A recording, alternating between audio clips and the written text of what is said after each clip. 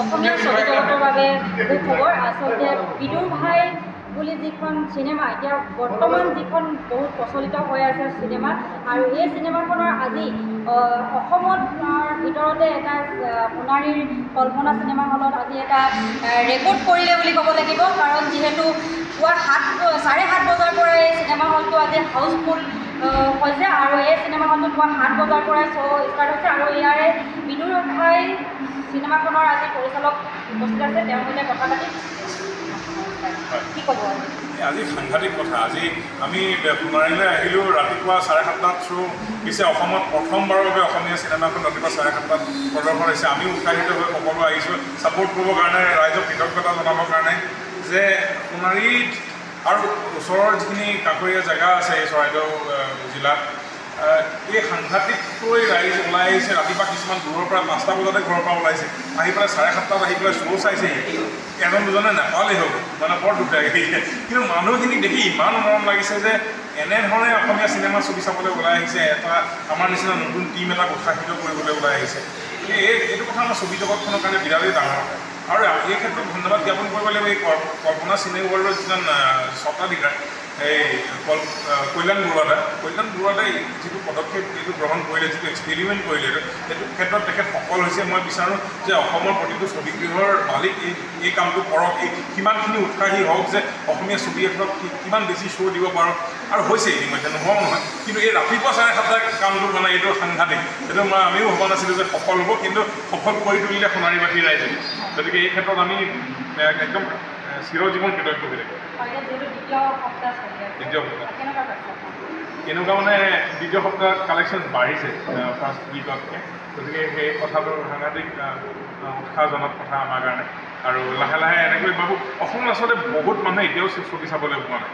গোটেই অসমখনৰ এতিয়া হাৰ্ডলি 3 লাখমান মানুহে ছবিখন চাইছে। গতিকে কিমান পপুলেশ্যন আছে অসমত। গতিকে আমাৰ চিনেমা হলত যদি সংখ্যা বাঢ়ে আমি আৰু বহুত বেছি ভাল ৰিজাল্ট কৰিব পাৰিম। ইভেন আমি ৰাষ্ট্ৰীয় পৰ্যায়ৰ ছবি নিৰ্মাণ কৰিব পাৰিম। ঘূৰি গৈছে, হয় টিকেট নাপাই ঘূৰি গৈছে। এইটো চিনেমা হলৰ অভাৱ। এটা জেগাত যিমানখিনি মানুহে ছবিখন চাব বিচাৰে, আৰু অসমত সদায় অসমীয়া মানুহে অসমীয়া ছবিয়ে চাব বিচাৰে, হিন্দী বা এইখিনি চাব বিচাৰে খুব কম সংখ্যক লোকে, বা ডেকা ল'ৰা ছোৱালীয়ে চাব বিচাৰে। কিন্তু যি এটা পৰিয়াল, গোটেই এটা পৰিয়ালে যদি চিনেমা চাবলৈ উঠি আহে, এইটো অকল অসমীয়া ছবিৰ ক্ষেত্ৰতহে সম্ভৱ হ'ব। সেইকাৰণে ছবিগৃহ যিমান বাঢ়িব আমাৰ গোটেই ছবি জগতখনৰ কাৰণে সিমানেই ভাল।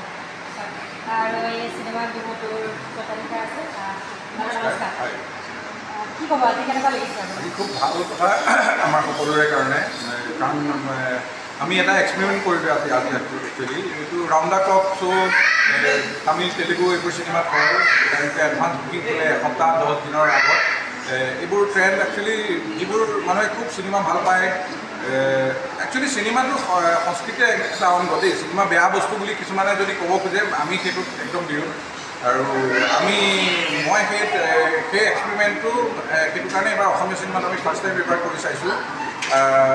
ৰাউণ্ড দ্য ক্লক নহ'ল আমাৰ, আমি তামিল তেলেগু চিনেমাৰ নিচিনা আমি ৰাতিপুৱা 4টা বজাততো শ্ব' লগোৱা নাই। কিজানি ভৱিষ্যতে আৰু ভাল চিনেমা যদি আহে আমি সেইটোও ট্ৰাই কৰিম। কিন্তু এবাৰ আমি 7:30 শ্ব' দিলোঁ। অলপ হেক্টিক হৈছে, কিন্তু আমি 7:30 শ্ব' হাউচফুল হৈছে।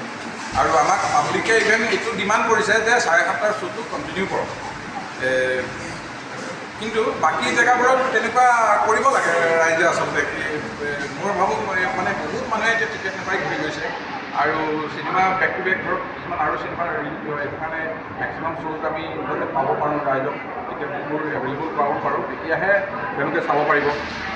নহ'লে সেই দোষটো ঠাণ্ডা হৈ গ'লে পিছত চাব নোৱাৰিব। সেয়ে মোৰ মানে হল সকলোকো আহ্বান। মই একচুৱেলি চিনেমাখনত জড়িতও আছোঁ, চিনেমাখনৰ মই সহপ্ৰযোজক। সেইটো কাৰণে অকণমান ব্যৱসায়িক দিশবোৰ ময়ো চাব লগা হৈছে। গতিকে মই সকলোকে ধন্যবাদো জনাইছোঁ, সোণাৰীবাসী ৰাইজকো ধন্যবাদ জনাইছোঁ যে ইমান উৎসাহ দিছে, বা গোটেই অসমবাসী ৰাইজক। ইভেন আমাৰ এতিয়া অসমৰ বাহিৰত বহুত জেগাত শ্ব' হৈছে। এতিয়া কমচে কম ডেইলি 25-30টামান শ্ব' আমাৰ ভাৰতৰ অন্যান্য জেগাত চলিছে। আৰু অসমীয়া চিনেমাৰ যে বজাৰখন অসমৰ বাহিৰতো ইমান আছে। অসমত প্ৰায় 70টামান চিনেমা হল আছে, কিন্তু বাহিৰত আমাৰ এতিয়া 30টামান চিনেমা হলত আমাৰ শ্ব' চলিছে। গতিকে বজাৰটো আমি বনাব জানিব লাগিব। ইভেন আমাৰ চিনেমাৰ কাৰণে এতিয়া US বা ইংলেণ্ড বা অষ্ট্ৰেলিয়া এইবোৰ দেশৰ পৰাও মানে ৰিকুৱাৰমেণ্ট আহিছে, ডিমাণ্ড আহিছে। আমি বহুত প্লেনিঙতো আছোঁ। চাওঁচোন বাকী অকণমান ভগৱন্তৰ ওচৰতো কথা মানে তেওঁ আশীৰ্বাদ কৰিলে আৰু সেইবোৰ জেগাটো স্ক্ৰীনিং কৰিব পাৰি। ভাল বহুত ভাল অসমৰ বাকী অন্যান্য জেগাবোৰৰ দৰে এইটো ভাল, খুব ভাল। মই আচলতে আৰু ক'বলৈ গ'লে আমাৰ সকলোৰে মৰমৰ মেনেজাৰ আৰু ইয়াত উপস্থিত আছে মেনেজাৰ ছাৰৰ সৈতে কথা পাতিম। কওক, কেনেকুৱা লাগিছে? সঁচাই অভিভূত হৈ পৰিছোঁ। সোণাৰীবাসীৰ যি মৰম উৎসাহ এয়া যথেষ্ট আপ্লুত কৰি তুলিছে। আৰু আচলতে ডাঙৰ কথাটো হৈছে যে অসমীয়া ছবি জগতত আজি এটা অন্যতম এটা বিশেষ দিশ, কাৰণ নোখোজা এটা ঘটনা হৈছে যে নেকি 7:30টাৰ পৰা হাউচফুল সোণাৰীত। এইটো অসমীয়া ছবিৰ বাবে অত্যন্ত এটা গুৰুত্বপূৰ্ণ ৰাজধানী।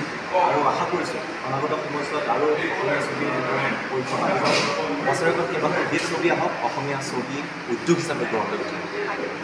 আৰু কি ক'ব, আপোনাক অসমবাসী এতিয়া মেনেজাৰ হিচাপে ৰাইজে মৰম দিছে। এই মৰমখিনি উৎসাহ, এই শক্তি ভালকৈ কৰি যাবলৈ মানে অন্যতম এটা প্ৰেৰণাৰ উৎস মই ভাবোঁ। আশা কৰিছোঁ অনাগত সময়ছোৱাত আমি ভালকৈ কাম কৰি যাম। আৰু ৰাইজৰ যি মৰম, সেই মৰমৰ কাৰণে আজি ৱেব ছিৰিজখনৰ পৰা মই এখন চিনেমা পাইছিলোঁ। আৰু সকলোকে ভাল লগা কি কথা গম পায়নে যে এই চিনেমাখনটো বেলেগ এখন চিনেমা নহয়, অকল বিদুৰ ভাই চলি আছে।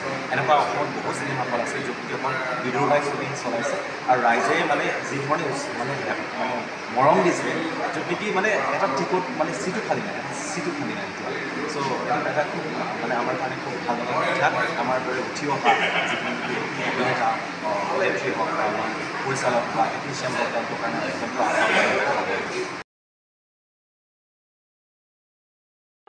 ৰ'ব, আপুনি যে এটা অপৰাধ কৰিবলৈ গৈ আছে, আপুনি জানেনে? এই নাবালিকাগৰাকীক এতিয়াই বিয়াত বহোৱাটো যে এটা অপৰাধ, আপুনি জানেনে? অপৰাধ কেনেকৈ? মোৰ ছোৱালী, মোৰ কথা। তুমি যিয়েই নোকোৱা ভূঞা, 18 বছৰৰ তলৰ যিকোনো কন্যা সন্তানৰ বিয়া দিলেই আইনগতভাৱে এক দণ্ডনীয় অপৰাধ। বিয়া দিয়াজন যিমান দায়ী, বিয়া পতাজনো সমানে দায়ী। এতিয়া তাই পঢ়া শুনা কৰাৰ বয়স, খেলা ধূলা কৰাৰ বয়স। তাইক খেলিবলৈ দিয়ক, পঢ়িবলৈ দিয়ক, আৰু চাব এদিন আপুনি তাইক লৈ গৌৰৱ অনুভৱ কৰিব পাৰিব। এতিয়াই তাইক সংসাৰৰ বোজা দি তাইৰ ভৱিষ্যত জীৱনটো অন্ধকাৰ কৰাৰ অধিকাৰ তোমাৰ জানো আছে? মোৰ ভুল হৈ গ'ল মাজনী, মোক ক্ষমা কৰিবা। শিক্ষা ল'ৰা ছোৱালী উভয়ৰে প্ৰাপ্য আৰু অধিকাৰ। আপোনাৰ কন্যা সন্তানক তাইৰ এই প্ৰাপ্যৰ পৰা বঞ্চিত নকৰাব। বাল্য বিবাহ ভাৰতীয় আইনৰ দ্বাৰা বিহিত এক দণ্ডনীয় অপৰাধ। এনে অপৰাধ কৰি আপোনাৰ কন্যা সন্তানৰ ভৱিষ্যত অন্ধকাৰৰ মাজলৈ ঠেলি নিদিব।